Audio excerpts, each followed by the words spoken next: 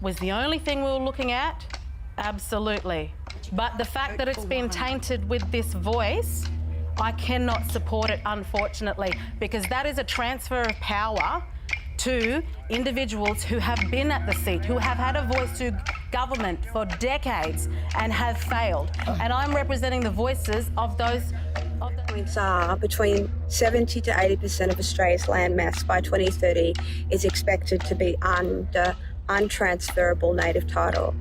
And this means that only big business and big government can deal with it. Aboriginal people have got nothing. This is really a mechanism for the UN crooks to steal our land.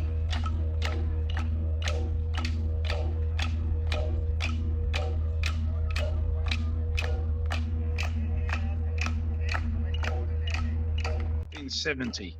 On the 14th of October, I believe, the United Nations gathering, a resolution was passed on the 14th of October 1970, and that's resolution 262525. And that resolution stipulated that all lands of the planet must be decolonised. The current constitution that we operate under and the current laws that we operate under are invalid under international law. And that's not just my opinion, that's the opinion of Sir Harry Gibbs, who's a retired, now deceased High Court judge. And Sir Harry Gibbs was challenged on this fact, and that the Australian government was illegitimate. And he put out an explanatory statement saying that the Australian Constitution and laws are invalid under international law. We are a corporation registered on the US Stock Exchange. Every state and territory has its own ABN, and every department within the government also has its own ABN. This is corporate governance. And corporations cannot treaty with sovereign tribal people. The chance to treaty with us was in prior to 1973, when their crown was still hanging around here. So that's when they could have done a treaty.